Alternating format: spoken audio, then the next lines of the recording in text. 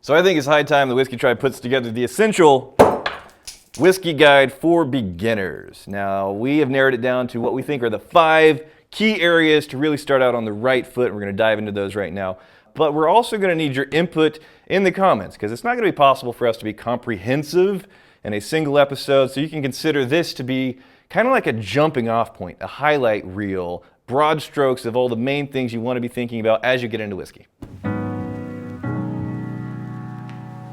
Right now, you and I are fortunate enough to be the host of Whiskey Channels on YouTube. It's great, it's awesome, massive community who helped us launch a crowdsourced distillery, and they've sent us a lot of bottles to taste and review along the way. There's really 5 key areas where if you're getting into whiskey, it could go off the rails if you aren't really sure of like the context of everything that's happening right now. The first one, budget. Budget. You don't need to be rich to explore whiskey. The reasonable amount of money, that's going to change a bit based on the whiskey category. Yeah, but we're going to start with, say, 30 bucks. 30 bucks. Right? Okay. Somewhere around $30 Yes. gets you choices. It's not Fireball, right? So you do need to be prepared to get past the dollar Jell-O shot price range, right? But if you're willing to set aside a reasonable amount of money to explore a new and interesting category, this is absolutely attainable.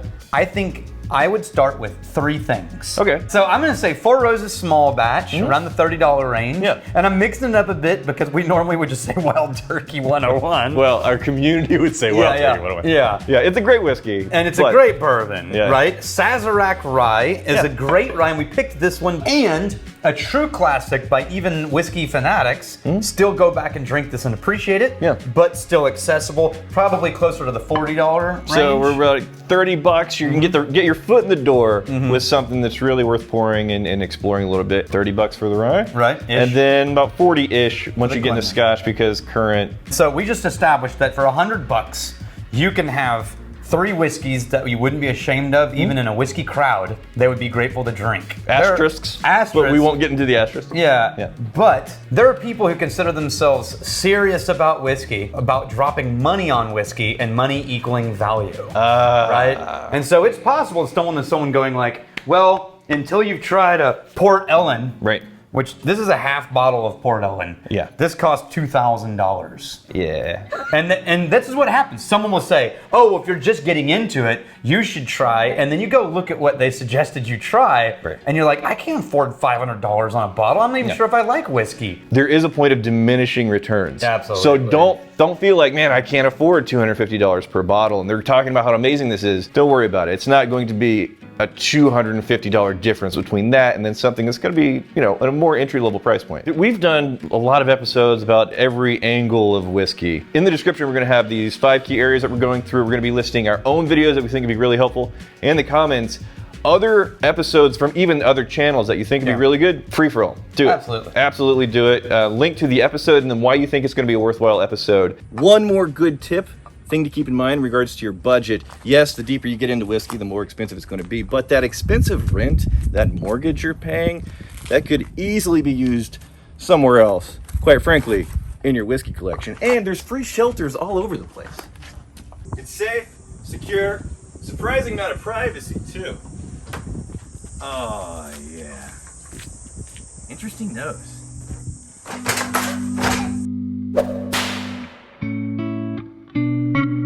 Next big area where you kind of need to get pointed in the right direction. Glassware and technique of consuming the whiskey. Yeah, we're talking about the specific way that you approach a whiskey in a glass, because a lot of this sounds futzy. Some of it is science, but when you have to explain it, people's eyes glaze over. Right. So first, when it comes to technique, the glass that the whiskey is in, it makes a difference. It does. But let's not let the perfect be an enemy to the good enough. So let's start with, you put out a budget, you bought 3 bottles, you took them home, you watched online and you saw all the whiskey people using these fancy Glencairn glasses. And they're doing neat pours, which means without any ice. It's just the whiskey by itself. Let's assume that you're new to hard liquor in general, not just whiskey. When you go to smell it, the alcohol and ethanol in that glass is going to overwhelm your nose and sort of like shut down your ability to smell anything past ethanol. Right. Now, there's nothing for that but time. But There are a couple of shortcuts. The first is open your mouth, let the air flow through your nasal cavity instead of building up in your nasal cavity. You're basically breathing through your nose and your mouth at the same time. Now, second one is, if you pick it up and it burns, you're too close. Back it off. And back it off in small increments until it stops being ethanol heavy. Right. That, it turns out,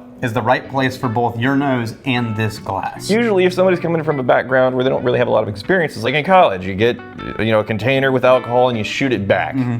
Not talking about shots. We're talking about how to best pick apart and explore a whiskey in a way that helps you better understand what's going on in that bottle and in that glass. A lot of times people throw back things and then what you get is this blast of evaporation. Right. And it's like, oh, that burns, oh, that's hot. They go smooth. And your brain would think that if you drank it slower, it would be even more burny, but it's not. Right. Because if you just take a sip, and I always say about like you would drink really hot coffee, and then you just swallow it gently, you're actually letting things sort of gently spread across your tongue. The evaporation's a little bit more mild, and you're opening up things in that whiskey. Now, the goal of both of those things is to get your brain to tell you what it thinks it's experiencing. Yeah. And the easiest way to do that is ask yourself, what does this remind me of? And then a lot of people suggest that you hold that in your mouth for a bit, let your mouth acclimate to that alcohol, and then slowly just let it spread across. One of the things that you can do, and which whiskey aficionados will do, is add just drops of water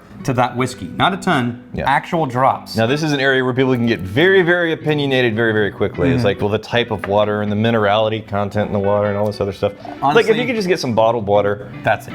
You're good enough. But the main thing that does make a difference to a surprising degree is once you add that water, how much it changes the whiskey, even with just a few drops. But what happens is you sort of start to push some of the oils of that whiskey to the top. The water sort of unlocks things in that glass. Yeah. And all of a sudden it'll smell and taste a little bit different. One of the next things you can do if the nose is too aggressive, just use a bigger glass. That's true. Because what happens in a bigger glass, which by the way is what you're more likely to get at a bar. The difference between smelling this and this, night and day. Yeah, it's very rare that a bar has Glencairns. or every once in a while, you'll get something like this. Which has happened to me more than once. No, it's more common than it should be. The reason why you even want to mess with like nosing the glass, it seems kind of futzy, but it does give you a different angle on that whiskey. And you're looking for like the layers and the notes, specifically what kind of flavors can you find in that whiskey. And that's what the nerds are going to talk about. Like I got some graham cracker and toasted marshmallow and grassy and all this other bullshit. But this, you can go exploring. Something like this, you really have to be digging deep, and then a big old glass, that's not gonna help you. One of the best ways without truly watering down your whiskey is to get a single big rock in your glass. So it doesn't melt too quickly, but it cools down the temperature of the whiskey and adds water incrementally, which will soften the effects of the ethanol, and it will sometimes actually open up new things in that whiskey. There's so many tips and techniques and suggestions, again, in the comments if you see some other creators' videos that are really worthwhile for technique when it comes to whiskey. There's another episode on our channel called 10 Whiskey Hacks, where it's things like you get a few drops on your hand, you rub them together, and that is a really great way for you to be able to pick apart those specific layers, those flavors, without getting punched in the nose by the alcohol. But if you are trying to understand that whiskey, the ice will dilute it over time pretty quickly, and it's going to drastically change the flavors. That's why most people start with like a neat pour and then do whatever the hell you want. Especially with a lot of small ice cubes. So I think the biggest tool that you're going to have in tasting will be the glass, and it does matter, but don't, again, let the perfect be an enemy to the good enough. You use what you got, and then... We always used to say the best whiskey glass is one that has a hole on only one side. So there's a lot of tasting techniques, nosing techniques out there. One of the most fun things to do is to try and create your own. Right now I'm experimenting on a brave new nosing technique using our nosing and tasting dummy. We're gonna see if we get a nice aerosol of this whiskey as he pairs it with a beautiful cigar. Can't wait to see what happens.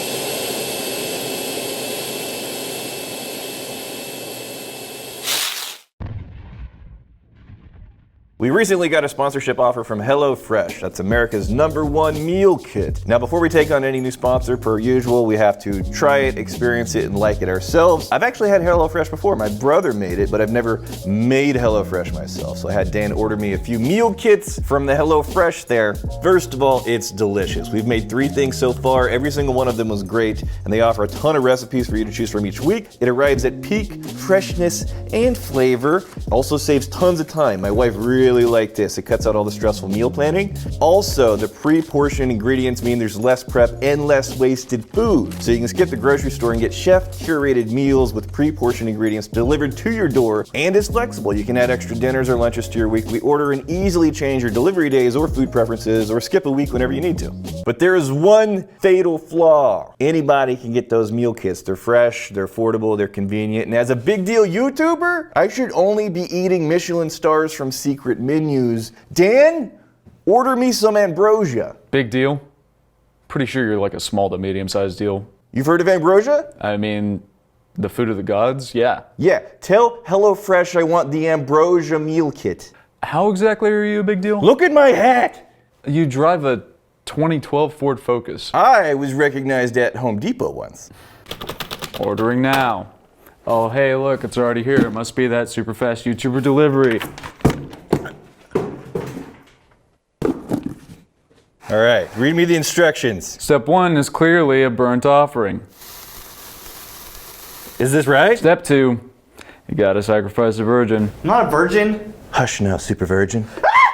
And finally, feast upon the ambrosia. There's nothing in here, Dan. You do know the box is the ambrosia, right? They sent me the good stuff. This is Tinder. You can tell? You seeing this marbling, Dan? Make sure you get yeah, you got it. This is really where the best cut is.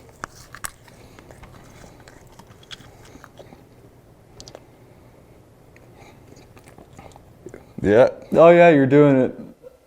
You're doing it so good. Seasonal recipes and fresh, pre-measured ingredients delivered right to your door. HelloFresh makes cooking at home fun, easy, and affordable. Go to HelloFresh.com and use code WhiskeyTribe14 to get 14 free meals plus free shipping. So the next area that you really want to get a good grasp on is health. So we went and found the healthiest member of our distillery team. It's not me or Daniel. No, it's really not. She's working though. First things first. Look, give up shots. So, well, basically, if we're trying to get into the whiskey scene and you're exploring whiskeys, shots aren't going to do anything for you. Yeah. No, they're just gonna eliminate how much more whiskey you get to try later on purpose. A big part of this conversation is going to be personal, like knowing yourself, your body, your schedule, and then even like genetically, there's a component to people getting into issues with substance abuse. I know if it's in your family, you could be predisposed to having a problem with alcohol. So keeping that in mind, and then also pay attention to how much you're drinking each night. And honestly, if you're a part of our tribe and you're a part of the newsletter, then you'll always be notified when we do our quarterly dry week, which is our chance for our entire community to take a week off of alcohol just to sort of keep tabs on how we're doing. The main situation you don't want to fall into is if it becomes so automatic that you don't even think about it. That's where it becomes a slippery slope. It's just, I walk through the door, I'm going through the motions, this is my habit, this is my routine, I'm pouring some hard alcohol. That's when something can become a dependency issue because there's no thinking that goes into it. There's no intentionality. So this is why we as a tribe have really prioritized several times a year checking in on how much we consume. What? It's really good. One more helpful tip about health. A lot of times it's hard to weigh that ideal balance between good times and living a healthy lifestyle. Fortunately, your fitness center often has room for water bottles, but nobody said it had to be full of water. And you can combine the experience of whiskey tasting and exercise.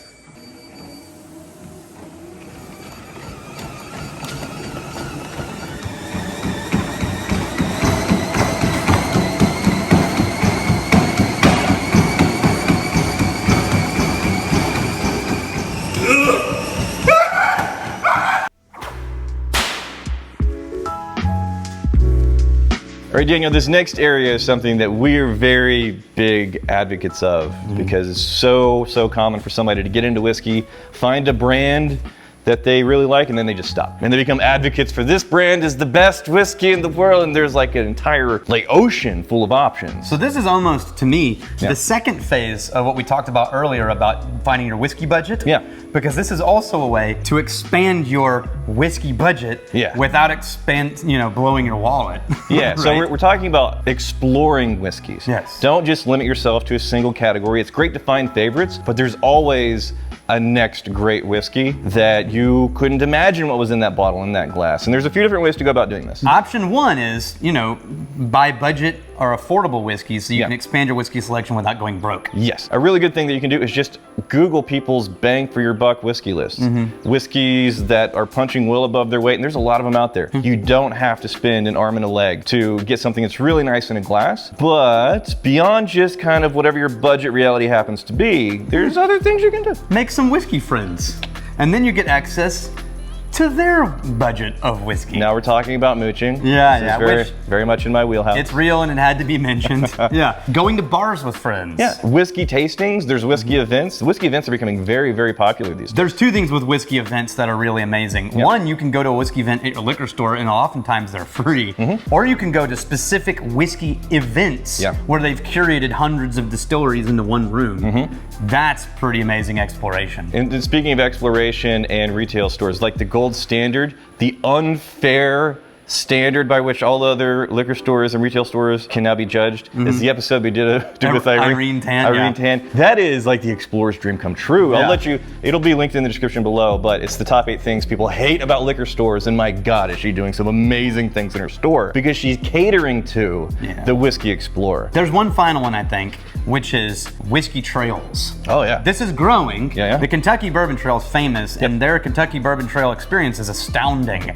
I think right now, runner-up and closing in fast is the Texas Whiskey Trail. It's a good one. That we've been a part of for a long time now. Yeah. It lets you go to distilleries, and if you're a member, go for free and get a tour and try some things or get access. So there's a ton out there for you to explore. The opportunity to experience things in a glass, that's the most fun for us. Yes, I agree. While we're exploring, a few other good options worth mentioning are taking up new hobbies like kayaking, looking for financial opportunities, all of the drugs, or you could go straight to the source and join the cartel. If you want to simplify things a little bit, you can sit down and explore your feelings with a good buddy.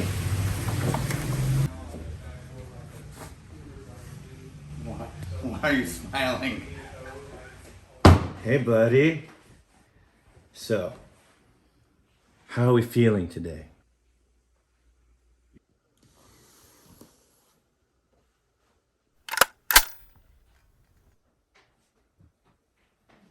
Leave the bottle.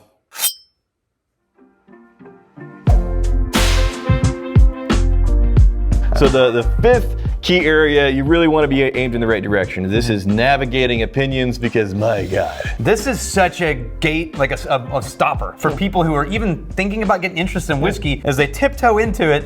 And the world is so aggressive with people who consider themselves to be experts with strong opinions, and they just sort of slowly back out of the room. So there are a tremendous number of people who see themselves as gatekeepers into the world of whiskey, and you can only pass if you prescribe to these, certain preferences. And you'll never know. Are all over the place. You'll never know until you step on it. There's a video I think that would be very, very helpful for you to watch. It's called "The Tasting Truth Snobs Don't Want You to Know," and we sat down with a wine sommelier, and we were talking about the subjectivity of taste and how even the masters, the most experienced experts, celebrated experts in the world, can be totally tricked and fooled by simple reshuffling of glasses and expectations with blind pours. So to go into this thinking that there is a true and pure standard by which all other whiskeys can be judged, and this is the correct and proper way to do anything. It's a subjective reality, and you got to come to terms with that. When you get to the real experts, like the people making the whiskey, the people blending the whiskey, they are, as a whole, gracious and kind and open-handed, open-armed, and love good questions. Yeah. And if you aren't going to like an in-person event, if you're online, if you're going to like social groups and enthusiast clubs and affinity groups, is basically what these are. Look and see if they have a frequently asked questions section, Definitely. because a lot of people will show up in there and they'll just ask the same two questions over and over, and that can become tedious for people that are there regularly. Even the people who are nice. It's like, oh, again? But most of these groups will have an FAQ, and that FAQ will do a tremendous job in getting you up to speed with the conversation at large, because this is an evolving conversation. Yeah. Things from month to month, year to year, the priorities that the whiskey community at large are discussing, it shifts and evolves. The main point is to just have fun. Don't take it too seriously. There's a lot of people that are trying to get you to take it way, way too seriously. But the purpose of whiskey is to have fun. And as far as we're concerned, the main goal with a whiskey pour, it's the experience that you want to have around that bottle, around that glass, with really fun, interesting, cool people. Yeah, where you are and who you're drinking with, far more important than what you're drinking. So as you know, navigating the opinions of the internet can be tricky. And in the Whiskey Tribe, rule number one is the best whiskey is whiskey you like to drink the way you like to drink it. Let's see what the internet has to say about my favorite whiskey.